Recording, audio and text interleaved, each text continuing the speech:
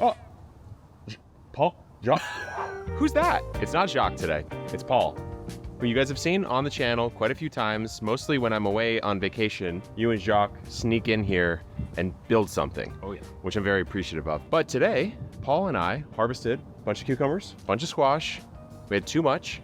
We donated it to a program called Kitchens for Good, who helps incarcerated individuals kind of get back on their feet via a life of cooking. So they learn cooking skills, life skills. So we did that, but then we had to hit the nursery. Oh yeah.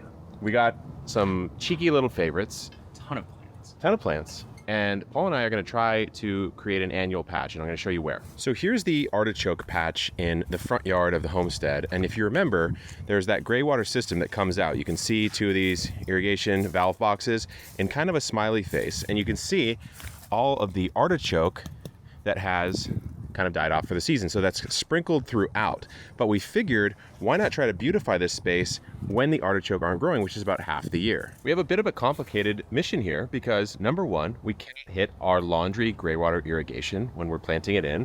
And number two, we can't hit the artichoke or the artichoke roots because they produce offshoots. So if we do that, we're gonna be in a big trouble when it comes to bee spring. We actually won't get the artichoke, and they fill up this entire area when they come back in. And number three, we don't plant annual flower beds very much here at Epic Gardening and Epic Homesteading. So I'm channeling a little bit of my new friend, Laura's energy. Laura, Garden Answer, send me your energy. Send me your skills. Paul and I are gonna plant it out. So the first thing we're going in with is this salvia hybrid. It's called Misty, and we've picked up 7 of them going straight down this line all the way over to the mini split AC, which we're gonna come just in and not actually plant in front of that because that's the exhaust valve, so it would be blowing on it all the time. So this is going to be a bit of a single row of planting, but then once you get into this area, we're mixing it up quite a bit. So Paul grabbed a bunch of the Cresspedia. This is the golf variety, named because it's got those yellow kind of balls at the top, which are really, really cool. Grows a little bit more upright, so we figured we could slot this in between some of the larger plantings. Next up, we have the straw flower, or helichrysum. This is one that we actually have at Botanical Interest. You can buy the seeds and grow it out, but I needed speed, so I hit the nursery. I have 2 of these. I love these. Jacques actually turned me on to them because of the nature of the flower. It is exactly as it's named. It is very durable. The color stays even as the plant dies off.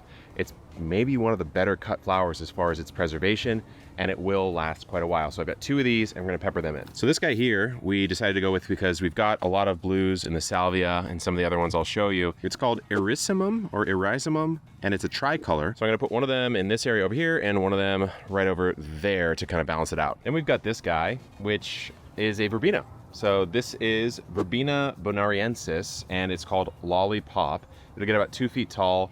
It's a little bit more spindly, like it's not super full, but that's fine because I'm actually putting it in front of my bougainvillea. So I want to be able to kind of see through it, but I like this sort of umbral style flower, and I like the structure of it.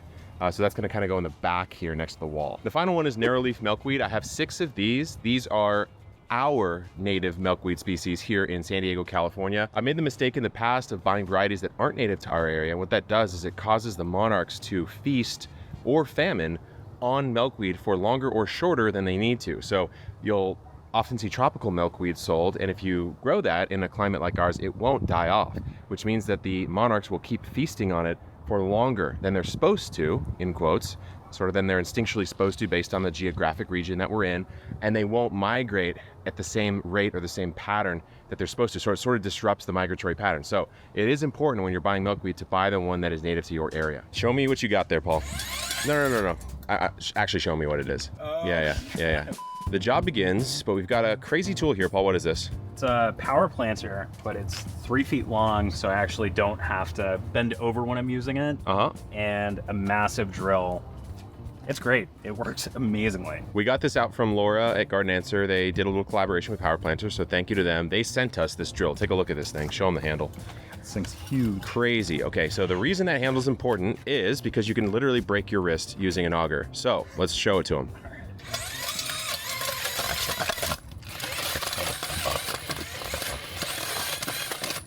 Ooh, that's an electrical line. Here.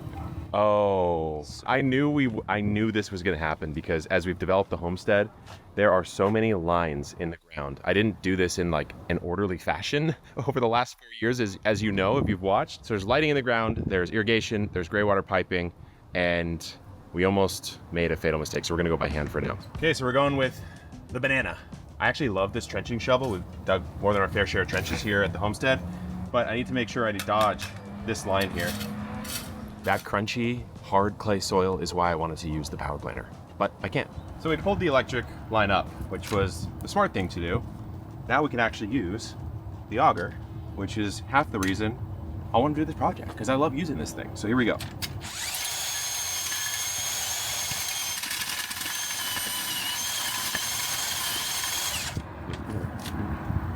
What expected? So we have all of our salvia in, 7 of them, odd numbers, right, Paul? Yep. Odd numbers. We're gonna do a milkweed patch right here. So just in this area, we'll see if we can do that. I think in the future, Paul, we're probably gonna wanna figure out how to block off the gas valve, just aesthetically. And then we realized we're kind of underbought in this area. There's a lot of good stuff in the back over here, but as you move towards this front patch, there isn't. So we're gonna cluster most of the plantings back there and probably just buy some more stuff in the future to fill this out. Okay, the boys have completed their first annual bed without you, Jacques. You listening? I know you watch the videos you're not in. We did it without you. So we've got the oscillator on, Paul. Yep. I actually really like that thing. We were just talking about it because you can control the flow, so how much is spraying out. You can control the angle and kind of constrict it, and coming right towards us. It's coming right at us, and you can control how much of it is like the spread as well. So it's like a triple degree of freedom watering tool. But it's 5 p.m., which means it's Paul's time to go party like the young buck that he is. Enjoy the weekend, Paul. Thanks, man. You too. Time to frolic. Alrighty. Ah, it's watered in, and I have to say, it's already looking pretty good. So we moved the green stalk out of the way. This is actually my girlfriend's flower patch, which, let's just say it's in need of a little bit of care. And then we've got the plantings in. So I think the salvia will look really nice lining up along there, but I would like to maybe put some taller stuff on that backside. We'll see how this all fills in. I'm not the best annual bed flower planter, but I think it'll look pretty good as we go into fall. And I can always spot fill as I go, but man, the light right now is just incredible. This time of year, the garden is popping, like popping. This is something I've never grown before. Thought it was a lychee tree. Turns out Jacques and I misplanted. We put an ice cream bean in this area. So you can see, it looks like we're gonna get some flowers. It's been about a year or so, and this thing's going crazy. We have the whole thing in one of our little birdies tree surrounds right there, which have a bunch of new colors. They're finally back in the store. We wanted to launch some new colors for them, so we have all the same colors as the classic birdies beds, the light clay, we have the mist green, and we have the slate gray, but we also have the bare metal alu zinc color. It's not really a color, it's just the absence of a color. It's bare metal. Same level of protection. So excited to have those back on the store, but I want to show you something else. I actually need your help because I have too much produce to know what to do with right now, and I will be making some more stuff based on what you comment. So I've got a ton of onions, more inside. I've got some melons and cantaloupes. I have some kabocha squash, and then in here I have just a day's harvest worth of tomatoes and all sorts of different peppers, shishitos, jalapenos. We've got the Jimmy Nardellos, a grow bag full of cucumbers, and then trays and trays of onions, garlic, and potatoes. Oh, and even more tomatoes up here. So I need your help because I have to cook some of this stuff, but I need to preserve a lot of it. I'm gonna do some pickles with the cucumbers, but let me know down in the comments what you wanna see me make. I'm doing some more cooking episodes this late summer. Good luck in the garden and keep on growing, guys.